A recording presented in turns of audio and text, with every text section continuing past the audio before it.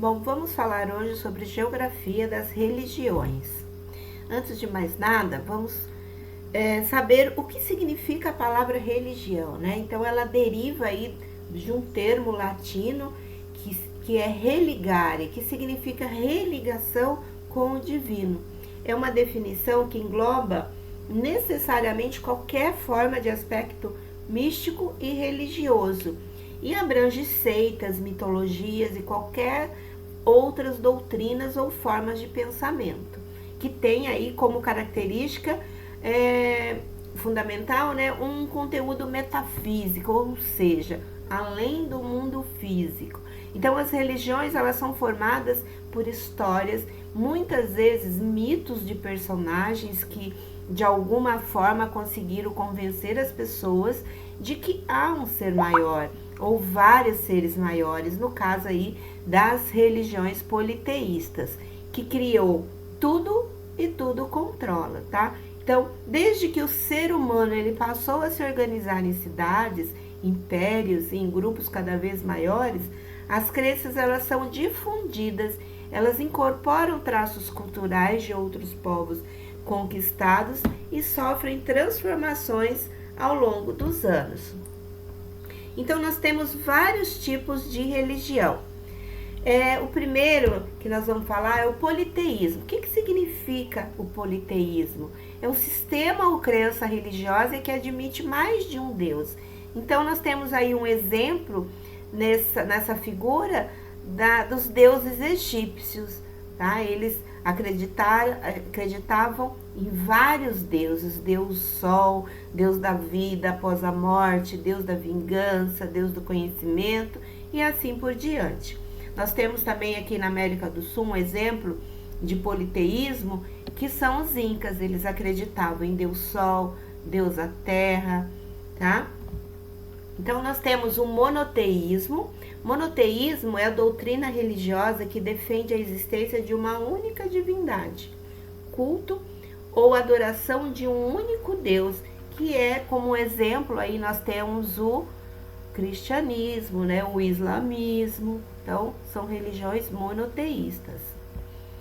E quais são as principais religiões? Atualmente existem inúmeras religiões sendo praticadas no mundo. E as principais são: primeiro, nós temos o cristianismo.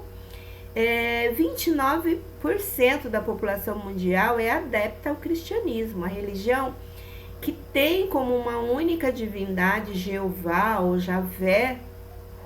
Possui aí algumas vertentes, como o protestantismo, que foi idealizado não faz muito tempo por Martim Lutero, e nós temos o cristianismo ortodoxo, que surgiu aí após a separação do Império Romano em 476 depois de Cristo.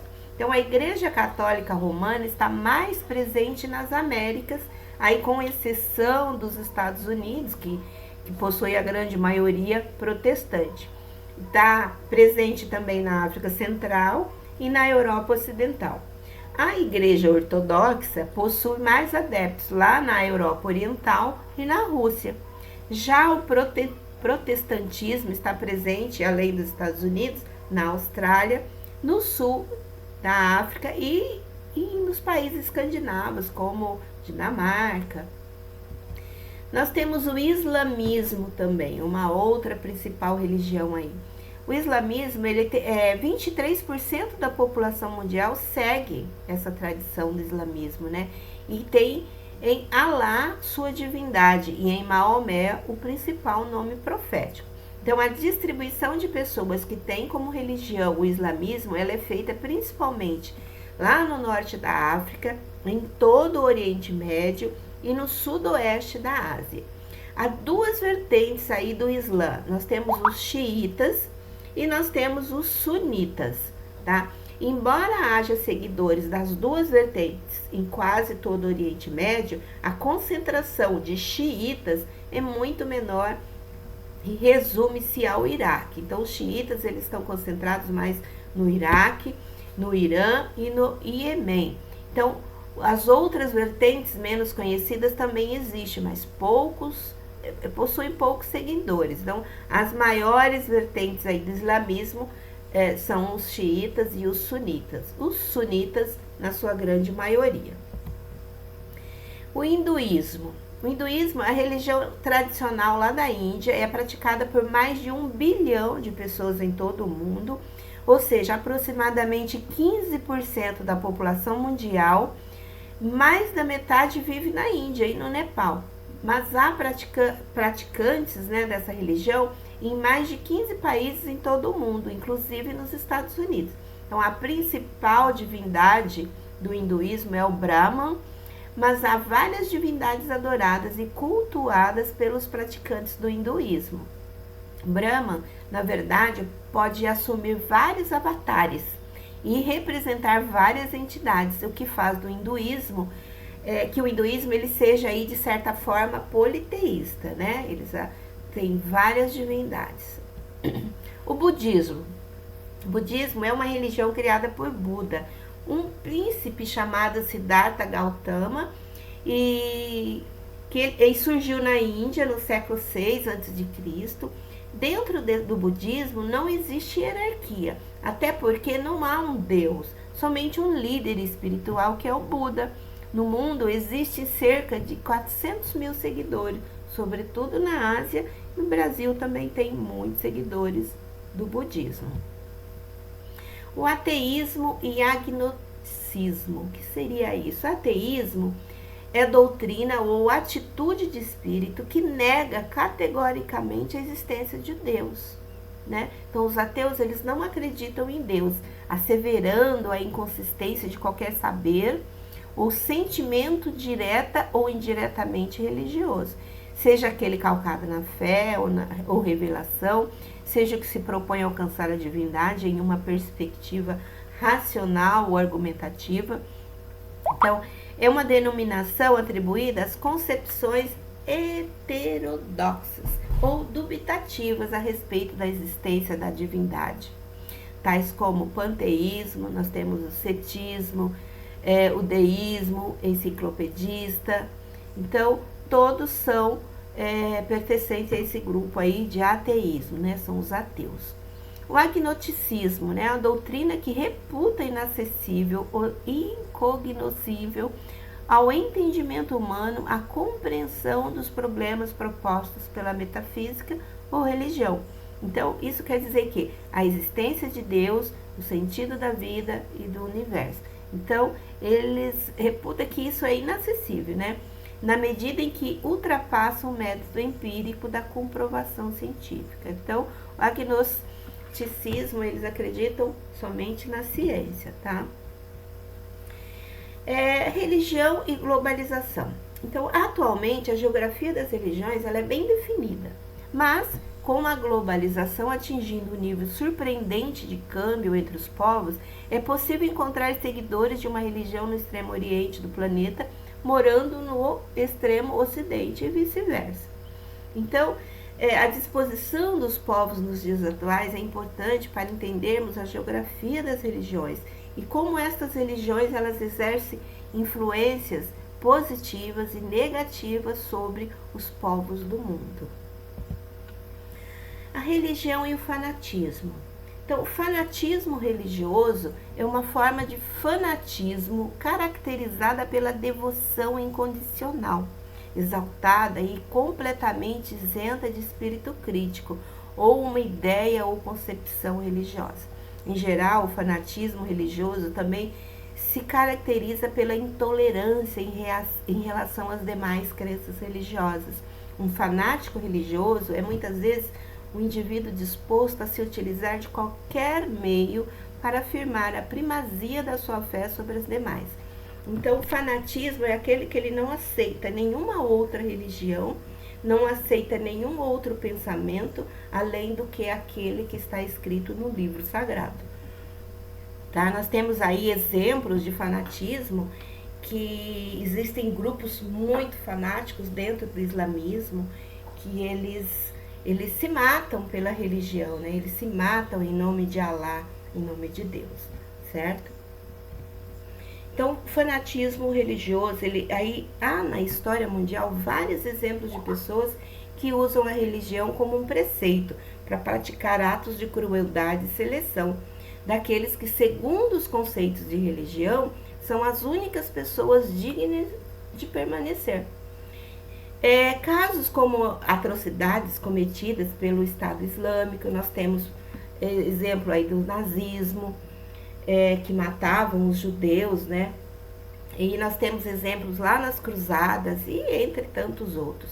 Então são exemplos de que o fanatismo religioso, sobretudo aquele que não leva em conta as crenças alheias, pode provocar diversos sentimentos, inclusive o ódio e insensibilidade nas pessoas que praticam essas religiões. Então, o poder de interpretação que o ser humano tem é o que torna as diversas crenças tão importantes, mas tão perigosas para a manutenção da ordem e da vida na Terra. Então, a religião, ela vem aí por toda a nossa história sendo um motivo de muitos conflitos no mundo, exatamente por causa do fanatismo, por causa da intolerância religiosa.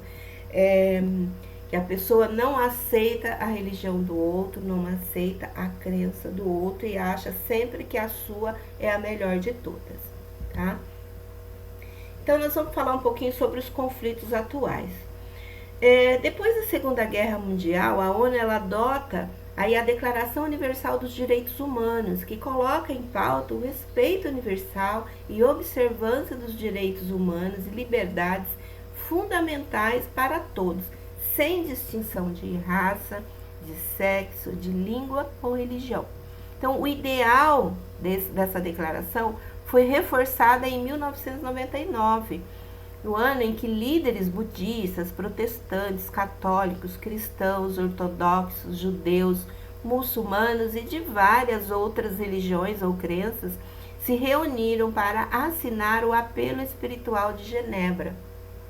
Esse documento ele pedia que os líderes políticos e religiosos, né, que eles garantissem de que a religião não fosse mais usada para justificar a violência, né, em si no mundo. Passados muitos anos e outras muitas tentativas de garantir essa liberdade religiosa, grande parte dos conflitos que hoje acontecem no mundo ainda envolve crenças e doutrinas que se misturam a uma complexa rede de fatores políticos, econômicos, sociais e étnicos, tá? Então vamos agora conhecer alguns dos conflitos atuais que envolve aí a intolerância religiosa. Nós temos no Afeganistão grupos em conflitos, fundamentalistas radicais muçulmanos e os não muçulmanos, né? O Afeganistão é um campo de batalha desde a época de Alexandre o Grande, em meados de 300 anos antes de Cristo. Então, atualmente, dois grupos disputam o poder do Afeganistão. E em um conflito que se desenrola aí há anos. Então, de um lado, nós temos o Talibã, que são os radicais muçulmanos, né? O movimento fundamentalista islâmico que governou o país de 96 a 2001. Do outro lado, nós temos a Aliança do Norte, que é uma organização política militar que une diversos grupos demográficos afegãos que buscam combater o regime talibã. Então, após os atentados de 11 de setembro de 2001, a Aliança do Norte ela passou a receber o apoio dos Estados Unidos e que invadiram aí o Afeganistão em busca do líder da Al-Qaeda, que é o Osama Bin Laden. Então, estabelecendo uma nova república nesse país. Em 2011, americanos e aliados comemoraram a captura e morte aí do Osama Bin Laden, né, que era o líder do grupo fundamentalista islâmico e que foi aí os responsáveis pelo ataque às Torres Gêmeas. Mas isso não acalmou os conflitos internos no país, que continua sendo palco de constantes ataques talibãs até hoje. Nós temos grupos em conflitos na Nigéria, que são cristãos e muçulmanos, tá? Não é apenas o rio Níger que divide esse país, a Nigéria. A população nigeriana, que é de aproximadamente 148 milhões de habitantes, está distribuída em mais de 250 grupos étnicos. Imagina, um único país distribuído aí, dividido, né, entre 250 grupos étnicos que ocuparam diferentes porções do país ao longo dos anos, motivando constantes disputas territoriais. Então, divididos espacialmente e ideologicamente, estão também os muçulmanos, que vivem aí no norte da Nigéria, e os cristãos, que habitam as porções centro e sul. Então, desde 2002, conflitos religiosos têm se acirrado na Nigéria, motivados principalmente pela adoção da Sharia, que é a lei islâmica, como principal fonte de legislação nos estados do norte. Então, a violência no país já matou mais de 10 mil pessoas e deixou milhares de refugiados. Nós temos o Iraque, né? Nós temos os xiitas contra os sunitas, há um conflito muito grande. E diferentes milícias, né, combatentes e motivações se misturam no conflito que tem lugar em território iraquiano. Então, durante os anos de 2006 e 2008, a guerra do Iraque, ela incluía conflitos armados contra a presença do exército dos Estados Unidos e também violências voltadas aos grupos étnicos do país. Então, mas quando ocorreu a retirada das tropas norte-americanas em 2011, isso não fez com que cessasse essa tensão interna, né? E desde então, os grupos militantes eles têm liderado uma série de ataques à maioria xiita do país. Então, o governo iraquiano estima que entre 2004 e 2011, cerca de 70 mil pessoas tenham sido mortas. Para vocês entenderem um pouquinho, os xiitas é a vertente islâmica mais tranquila, mais calma. As sunitas é uma vertente mais enervada do islamismo. Dos sunitas é que saíram muito dos talibãs, toda aquela os islâmicos ali da Síria, então são todos sunitas, tá? Israel, grupos em conflitos de Israel são judeus e muçulmanos, tá? Em 1947, a ONU ela aprova a divisão da Palestina. Então, ela cede um pouco do território da Palestina, que era povoado pelos árabes, e cede um pouquinho desse território para o Estado judeu. Então, ela divide a Palestina entre um Estado judeu e um Estado árabe. Um ano depois, Israel foi proclamado um país, né? Já não era mais um país dividido entre judeus e árabes. Então, ele passou a ser um país. A oposição entre as nações árabes, que era o povo da Palestina, ela estourou, aí acabou estourando uma guerra que, com o crescimento do território de Israel, que foi cada vez mais agregando mais territórios, deixou os palestinos sem Estado. Então, os palestinos acabou ficando um povo sem Estado, sem território, né? Como tentativa aí de dar fim à tensão, foi assinado em 93 o Acordo de Oslo, que deu início às negociações para a criação de um futuro Estado palestino. Mas até agora nada. Tudo ia bem até chegar a hora de negociar sobre a situação da Cisjordânia e da parte oriental de Jerusalém, das quais nem os palestinos e nem os israelenses abrem mão. Todos querem Jerusalém, cada um para si. Então, na Palestina, as eleições parlamentares em 2006 colocaram no poder o grupo fundamentalista islâmico Hamas. Então, esse grupo fundamentalista Hamas também fazem parte da vertente sunita, tá? Então, o grupo ele é considerado uma organização terrorista pelas nações ocidentais e fracassou em formar um governo ao lado do Fatah, que é o partido que prega a reconciliação entre palestinos e israelenses. Então, o Hamas ele assumiu o poder da faixa de Gaza e o Fatah chegou ao da Cisjordânia em conflitos que se prolongaram até fevereiro de 2012. Então, quando os dois grupos fecharam um acordo para a formação de um Estado, foi só em 2012. Mas segundo o site Al Jazeera, né, redes de notícias lá do Oriente Médio, a rixa ainda continua. Eleições parlamentares e presidenciais serão conduzidas nos dois territórios. A tensão internacional permanece pela possibilidade do Hamas voltar a vencer o processo eleitoral. Então, esse grupo fundamentalista islâmico, o Hamas, ele é bem fanático, né? Tudo eles fazem em nome de Deus, eles seguem à risca, eles matam por Deus, eles se matam em nome de Deus, em nome de Alá, tá? E provoca aí um terror no mundo todo, todos os ataques terroristas que a gente vê quando se fala em islâmicos, provocada aí principalmente pelo grupo fundamentalista Hamas. No Sudão, lá na África, né, nós temos os muçulmanos e os não muçulmanos. Há um conflito muito grande que provocou aí uma guerra civil que já se prolonga há 46 anos. Estima-se que os conflitos que misturam motivações étnicas, raciais, religiosas, eles já tenham deixado mais de 1 milhão de sudaneses refugiados. Então, em maio de 2006, o governo e o principal grupo rebelde, que é o Movimento de Libertação do Sudão, eles assinaram um contrato de paz, né, chamado Darfur. E esse contrato ele previa o desarmamento das milícias árabes, chamadas Janjaweed, e visava aí dar fim a essa guerra. No mesmo ano, no entanto, um novo grupo deu continuidade àquela que foi chamada de a pior crise humanitária do século e considerada genocídio pelo então secretário, né, norte-americano Colin Powell, aí em 2004.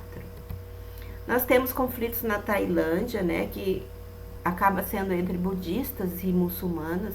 Então, o movimento separatista provoca constantes e violentos ataques no sul da Tailândia e criou uma atmosfera de suspeita e tensão entre muçulmanos e budistas. Então, apesar dos conflitos atingirem os dois grupos, eles representam parcelas bastante desiguais aí no país. Segundo os dados do governo tailandês, quase 90% da população é budista e só cerca de 10% é muçulmana. Nós temos conflitos no Tibete, né, que envolve aí o Partido Comunista da China e os budistas. Então, a regulação governamental aos monastérios budistas teve início quando o Partido Comunista da China marchou rumo ao Tibete. Então, o Tibete, para quem não sabe, é um lugar onde tem vários monastérios budistas, tá? Então, eles marcharam aí rumo ao Tibete, assumindo o controle desse território e anexando-o como província em 1950. Então, a partir desse momento, o Tibete passou, lá em 1950, a fazer parte da China. Mais de meio século se passou dessa violenta invasão que matou milhares de tibetanos, né, e causou a destruição de quase 6 mil templos.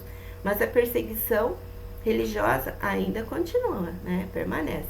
Então, um protesto pacífico iniciado em 2008 por monges deu início a uma série de protestos no território considerado região autônoma da República Popular da China. Então, aqui nós temos um mapinha que mostra as religiões do mundo, tá?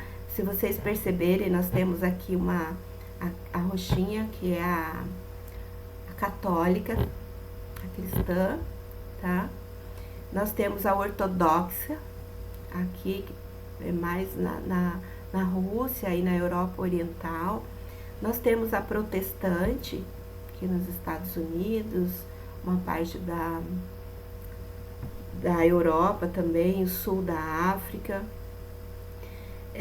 e assim por diante. Se vocês perceberem aqui, ó, a religião islâmica, seja ela sunita ou seja ela xiita, ela é bastante expressiva aqui a nível mundial, certo? Aqui nós temos também um gráfico que mostra um esqueminha, né, que mostra a religião e as suas divisões. Nós temos aqui o cristianismo, e ele se subdivide em católico, protestante, pentecostal, ortodoxo, tem angelicais, batistas, metodistas e assim por diante. O islamismo, grande maioria sunitas e depois xiitas, e nós temos também as selfistas, né, que é uma vertente aí do islamismo, não tanto expressiva. Nós temos o hinduísmo, que também se divide aí em várias outras 5. Nós temos o budista, que também se divide. Nós temos os não crentes, né, os agnósticos, os ateístas. Agnósticos são sua grande maioria aqui, não religiosos e assim por diante. Nós temos as crenças populares, né, que entra as crenças indígenas, as crenças africanas. Aqui nós temos também a crença africana, né, afro, e assim por diante. Nós temos uma crença moderna, né, que entra o espiritualismo, e nós temos o judaísmo aqui, certo? E é isso, gente.